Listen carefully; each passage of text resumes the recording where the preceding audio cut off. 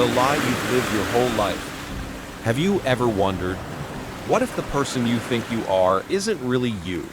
What if your entire personality, your preferences, your strengths, even your flaws has been shaped not by your true self, but by what the world needed you to become? Since childhood, you were told who to be. Be more logical. Be less sensitive. Don't daydream. Stop overthinking. Bit by bit, you learn to silence parts of yourself to fit in. But the truth is, what you repressed didn't vanish. It went underground into the unconscious and began shaping you in ways you couldn't see. Carl Jung believed that we all operate through a dominant psychological function, a way of thinking, feeling, sensing, or intuiting that becomes our default mode of existence. But he also believed that unless we confront what we've ignored, our shadow, our weaker functions will never become whole. So this isn't just a video about personality types. This is a mirror, a question, a quiet rebellion against the version of yourself you've been forced to perform. Because what if the key to understanding your life isn't found in who you are now, but in what you've always been afraid to see? The 4 forces that shape your inner world. Beneath every decision you make, every thought you entertain, every feeling you suppress or express, there is a hidden compass guiding you. Carl Jung called these forces the 4 fundamental psychological functions: thinking, feeling, sensation, and intuition. Each one offers a completely different way of interpreting reality. Each one filters the world through its own unique lens. And one of them is ruling your life right now, whether you know it or not.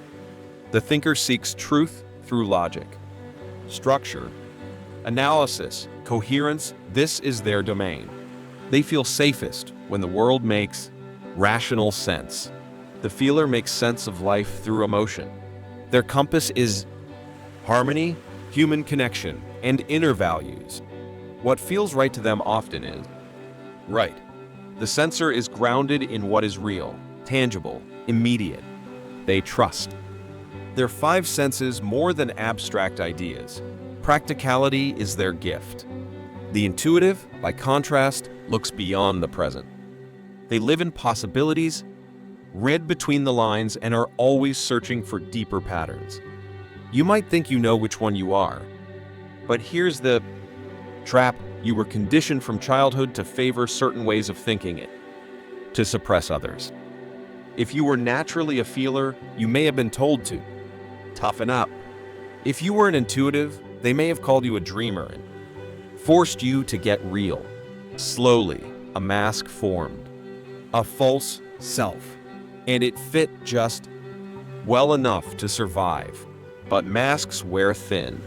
You start to feel tired for no reason, misunderstood even, in a crowd, out of sync, despite checking all the right boxes, because you're living from a function that might not be your own. Jung warned, most people live lives that are not their own. They adopt the roles expected of them. Understanding which of these 4 forces is dominant in your psyche is the first key. Not to label yourself, but to recognize how you've been shaped and where you began to disappear. So which of these 4 speaks to you? And which one feels like it's been buried alive? Extraversion vs. Introversion, the hidden gateway. Before you can know how you think, you must first understand where your mind naturally turns. Carl Jung proposed that every psychological function, whether it's thinking, feeling, sensing, or intuiting, operates through one of 2 fundamental attitudes: extraversion or introversion. And contrary to what modern pop psychology suggests, this isn't about being shy or outgoing. It's about energy, mental energy. The extrovert turns outward. They seek engagement, stimulation, movement. Their attention flows toward people, tasks, external events. But it's not just social behavior, it's how they experience reality. They process through doing. They often speak before they fully thought and find clarity through interaction. The introvert, on the other hand, turns inward. They dwell in reflection, solitude, and depth. Their insights are formed quietly, often, slowly, like a storm gathering beneath still waters. They process before acting. Silence for them isn't absence, it's preparation. Both are valid. Both are essential. But when misunderstood, they create distortion. How many introverts have been labeled antisocial, disengaged, simply because they recharge in silence?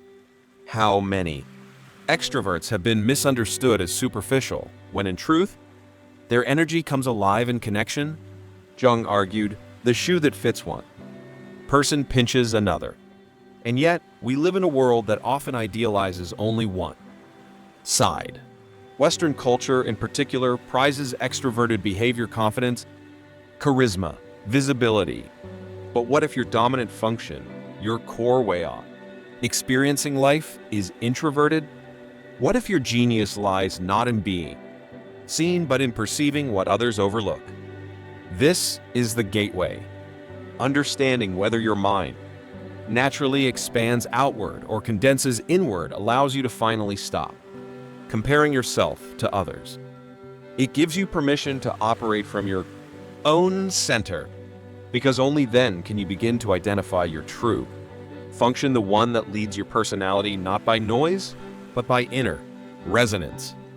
So pause and ask yourself, when the world goes quiet, do you come alive, or do you start to fade? Thinkers and feelers, the war of logic and emotion. Some people walk into a room and instantly scan for patterns, contradictions, and logical inconsistencies. Others walk in and sense tension in the air, the subtle discomfort behind a smile, or the unspoken emotion buried in silence. These are not just habits. They are reflections of two fundamentally different ways of processing the world, thinking and feeling. Thinkers lead with analysis. They prioritize structure, clarity, and rational decision-making. Their compass is accuracy, what works, what makes sense, what can be defended logically. To a thinker, emotion is important, but only when it serves reason. Feelers, on the other hand, lead with values. Their compass is human connection, what matters, what feels right, what honors relationship. They measure choices not just by outcome, but by integrity of intention. Neither is superior, but when forced to suppress their nature, both suffer. The thinker, in a world that demands emotional vulnerability, may come across as cold, detached. They are often told, you're too harsh or you don't care, when in fact they are trying to solve, to protect, to be fair. The feeler, when placed in environments ruled by logic and competition, may seem irrational or overly sensitive. They're told stop taking things personally, when in truth they can't not feel, because to them, everything is personal. But here's where it becomes dangerous. Many of us were conditioned away from our true mode of operation. The emotionally intuitive child was shamed for crying. The methodical, logic-driven teen was told to loosen up. Over time, the feeler learns to fake stoicism, empathy, not because it's natural, but because it's expected. Carl Jung warned that when we repress our core function, we begin to fracture. We play roles. We survive, but we don't thrive. To reclaim your identity, you must first identify. Do you lead with logic or with meaning? And more importantly, which one have you been forced to hide? Sensors and intuitives between reality and possibility. Some people feel most alive when their feet are firmly on the ground. They trust what they can see, touch, measure. Others come alive when their mind drifts beyond the horizon, chasing what could be, not what is. This is the divide between sensation and intuition, two radically different ways of interpreting experience. Sensors live in the now. Their attention is drawn to the details, the texture of fabric, the tone of someone's voice, the reliability of a well-tested method. They're practical, hands-on often, skeptical of vague theories or abstract predictions. The sensor asks, what's real? What works? And they rarely miss the obvious. Intuitives, in contrast, live in the realm of the unseen. They notice patterns others miss. They read symbols, metaphors, undercurrents. While the sensor sees a tree, the intuitive sees the myth, the metaphor, the future forest that hasn't yet grown.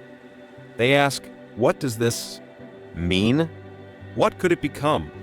Society, depending on the era, rewards one and marginalizes the other. In a time of crisis, sensors are praised, they take action, stay grounded, fix what's broken. In times of change or invention, intuitives rise, they imagine new systems, innovate, and lead revolutions of thought.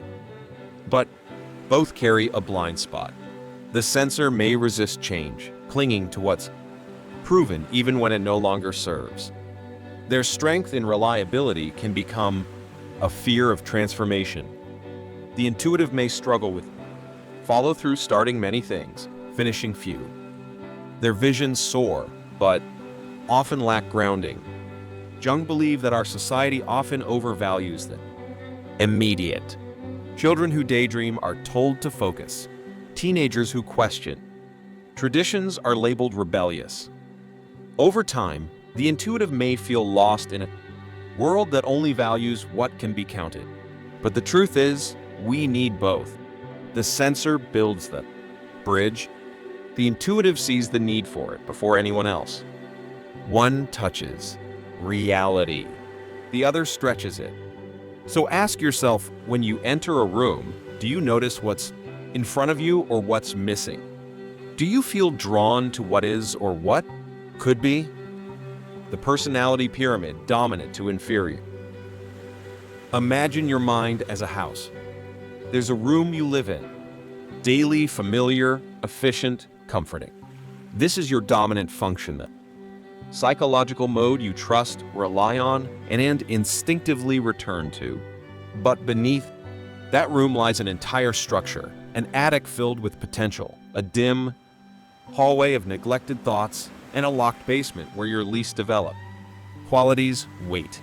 Carl Jung saw the human psyche as a hierarchy, a pyramid of functions, each person organized by 4 primary processes. The dominant function, your core lens, the voice that drives most of your decisions. The auxiliary, a balancing force that supports and complements the dominant. The tertiary, weaker, less conscious, sometimes playful, often underused. The inferior, buried deep. In the unconscious, the most undeveloped, but the one that holds the most transformative potential. For example, someone with dominant thinking might use feeling as their inferior function, struggling to navigate emotional complexity. A dominant sensor may find their intuition unreliable or even threatening. The irony? The more we deny our inferior function, the more control it has over us from the shadows. Your auxiliary function is crucial. It keeps you from becoming one-dimensional. A thinker with feeling as auxiliary gains emotional intelligence. An intuitive with sensing learns to ground their ideas in reality. Jung viewed this pairing as necessary for psychological balance. Like a bird with 2 wings, if one is overdeveloped, the flight is lopsided. The tertiary function is trickier. It often develops later, in life or under low-pressure situations. It shows up in hobbies, creative exploration, play. A dominant extroverted thinker may tap into their intuition only when painting, dreaming, or reflecting. It's like an echo of who we could become, whispering from the periphery. But the inferior function, that's where your shadow lives. It resists control. It shows up in moments of stress, fear, heartbreak. And if left unintegrated, it becomes the part of you you project onto others. The part you deny exists. So here's the truth. Self-awareness isn't just about knowing your strengths. It's about understanding the structure beneath them. The question is, what's been living in the basement of your psyche all this time? The shadow function, the most dangerous part of you. There's a part of you don't like to admit exists. The part that gets jealous when others succeed. The part that lashes out when it feels cornered. The part that sabotages what you say you want. Carl Jung called this realm the shadow, not because it is evil, but because it lives it. Darkness, hidden from view. Your shadow is not some monster lurking outside of you. It is the version of you you've disowned. And often, it's not random. It's tied directly to your inferior function, the one you've suppressed, because it didn't match who you were expected to be. If you're a thinker, your shadow might erupt when you're overwhelmed by emotions you can't explain. If you're a feeler, your shadow might appear as cold detachment when you're pushed too far. The sensor's shadow hides in abstract fears and future anxieties. The intuitive's shadow lashes out when forced into rigid, present-bound details. The danger isn't that you have a shadow. The danger is believing you don't. Because the more you repress it, the more power it gains. It leaks out through passive aggression, irrational fears, unexplained guilt, projections onto others. You don't just see your shadow, you become it. When you deny it long enough. Jung once said, until you make the unconscious conscious, it will direct your life and you will call it fate. And this is where most people stay stuck, blaming the world for their pain, never realizing the enemy is not out there but within. But here's the twist. Your shadow isn't trying to destroy you. It's trying to get your attention. In its raw, unintegrated form, it shows you what you lack, but also what you need. Anger can become courage. Envy can become aspiration. Fear can become awareness. This isn't about taming your shadow. It's about listening to it, letting it speak, giving it a seat at the table without letting it run the show. So ask yourself, what part of you have you buried so deep it only comes out when no one's watching? Why your strengths trap you? It's natural to lean on what you're good at. Logic, empathy, precision, imagination. From a young age, you discovered certain abilities that made you feel safe, praised, effective. Over time, these became your identity. But what if the very strengths that helped you survive are now keeping you stuck? Carl Jung warned that relying too heavily on your dominant function creates a psychological imbalance. Like a tree growing tall in one direction while its roots remain shallow, eventually something cracks. The thinker becomes rigid. The feeler becomes overwhelmed. The intuitive becomes ungrounded. The sensor becomes resistant to change. You begin to confuse your strength with yourself. You say, that's just how I am. But what if it's not who you are? It's just what you've practiced. And the cost? You miss the chance to grow. A brilliant intuitive may struggle to manage practical details, dismissing them as boring. But without grounding, their ideas float unrealized. A logical thinker may avoid emotional nuance, calling it irrational. Yet they miss connection, vulnerability, love.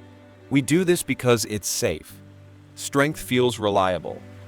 Weakness feels like danger. But Jung believed that true maturity begins the moment you turn toward what makes you uncomfortable. Because what you avoid isn't just pain, it's potential. Here's the paradox. Your dominant function brought you success, but it won't take you further. At some point, the path of mastery becomes the path of limitation. You hit walls. You repeat patterns. You feel numb. That's not failure. That's a message. It's time to stretch. Think of your psyche like a muscle group. Overusing one while ignoring the others creates imbalance. Eventually, something tears. So instead of doubling down on what's easy, ask yourself, what do I avoid because I'm not good at it? What if my discomfort is not weakness, but a doorway? And what would happen if I let my lesser self speak for once? Because sometimes the key to unlocking your deepest strength is hidden inside the part of you you've tried hardest to ignore. Individuation, the path to wholeness. There's a moment in every inner journey where you realize becoming better isn't the same as becoming whole. One is about performance. The other is about truth. Carl Jung called the path toward wholeness individuation the lifelong process of integrating every part of yourself, even the ones you wish weren't there. Individuation isn't self-improvement. It's self-reclamation. It begins when you stop asking, how do I fix myself? And start asking, what have I abandoned in me? It's when the thinker starts to feel. The feeler begins to question. The intuitive learns to slow down. The sensor begins to dream. In a world obsessed with fixing flaws, individuation dares to say, you are not broken. You are incomplete. The parts of you that you buried, the fears, the rage, the longings, the vulnerabilities don't disappear. They wait. And as long as they remain exiled, you remain fragmented. But when you turn inward and face them not to conquer, but to understand, you begin to sense a shift. The shame softens. The fear becomes wisdom. The mask starts to loosen. You begin to act not out of compulsion, but choice. Most people never reach this stage. They spend their lives trapped in roles: the achiever, the caretaker, the rebel, the perfectionist. These identities may look different on the outside, but inside, they're the same, a way of surviving, not a way of being.